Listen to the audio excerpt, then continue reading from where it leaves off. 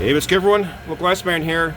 Look at the automatic snow breaker here. Stopped working on me at my last cut, morning practice. About 3/4 of the way through, I noticed I kind of felt something was funny. Looked down, and I noticed a bunch of snow was building up in the conditioner. I also noticed that the automatic snow breaker wasn't going up and down, so hustled off the ice really quick, washed everything out, scooped my snow up so it wouldn't freeze. Went back out there, did my last 2.5 laps. Got back off in time. Sorry, figure skater's been a few minutes late, but I didn't want to leave uncut ice for you. So, but what's one thing first thing that came to mind is basically how this thing works is you turn it on, and you turn both these switches on, and it engages a timer. And once every 6 seconds, the snow breaker will come up and down. And go and turn this off. So when you engage the auger switches here, the levers. There's another switch on each one of these levers that engages a timer.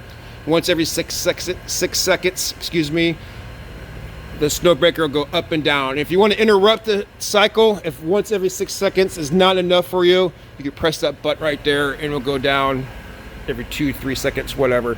6 seconds is plenty. I used to do 2 pumps every lap when I had the manual one. But basically what you do is when I come over here, take 4 screws off, 7/16 wrench, take this panel off. It's easier to slide down than kind of up this way.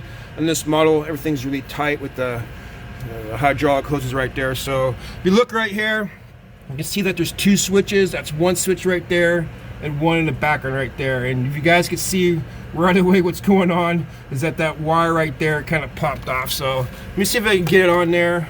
If you guys looking, the flashlight right there.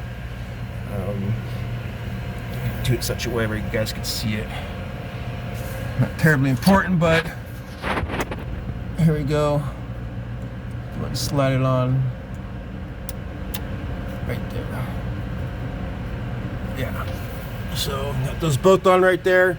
Like I said, those are switches that need to be turned on to start the timer. So let's go ahead. I'm just assuming this is it. Let me go ahead and take this out.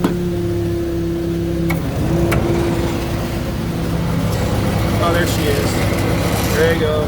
Let's do one more cycle. Up and down. Perfect. So that's what it was. I didn't think it was going to be a hydraulic leak because I didn't see any hydraulic fluid on the ice. And in the past, I think a long time ago, I was dinking around in here and accidentally bumped off one of these wires. So I had to kind of figure that out a long time ago. So I kind of thought maybe that was it. Either that or one of these switches right here is going bad. If it's one of these switches, if I plugged that in or if everything was plugged in, it still wasn't working, I'd probably look at trying to isolate one of these switches to see if one of them is bad. Let me see right here actually what happens. You turn this auger switch on right here. So you can see right there when I flip the lever back, it presses that switch in. So I guess what you could do is jump both these on one switch to see if one switch is not working, or you could jump these wires together. At that point, it should be, if the machine it'd be going up and down when the machine is just idling and running, not while the machine is in ice resurfacing mode, so to say. So that's why it's wired this way, so it's not just going up and down when the machine is just being driven or moved somewhere, backed up in ice and things like that. So yeah, pretty simple fix. Wish every fix was that easy.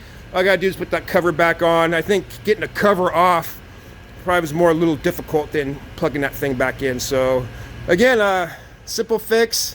Glad it was that. And that's kind of my next step I would have gone to if that didn't work, is kind of testing the switches and kind of seeing if one of those switches is bad. And if it's not that, then it's hydraulic related. And if it's hydraulic related, it's a little bit out of my wheelhouse as far as trying to diagnose that. So you just have to chase it down. So give Zamboni a call, they'll help you on that. I'm not sure if I can add too much more to this. Appreciate the comments and questions. Keep them coming. And sorry for the lack of content. I'll address that in a different post, maybe a different video. I don't want to talk about it now. It's something, I don't know. Everyone has things going on in life, and life changes and things like that. You gotta deal with. So things like that. So I definitely appreciate everyone's comments and your input, because it makes me a better driver. I know I post these videos just to teach some things I know, but I certainly do not know it all. especially if people who kind of watch how to paint the ice. You definitely have some things to learn. You need some equipment and things like that to do some stuff better. But I appreciate everyone's comments, your input, because it makes me a better driver, makes everyone else a better driver coming to these videos trying to search for information. So that's one thing I definitely appreciate that, and it's very, I don't know, honestly, very humbling and stuff to get questions and answer them. And again, I'm sorry if I take a little long getting back to you. It's been a difficult time. So I think that's it for now. Again, throw some questions and comments down there if you want to add to the conversation. That's all I got for you guys today. Thanks for watching. As always, hope you learned something. Like the local ice man says, stay cool.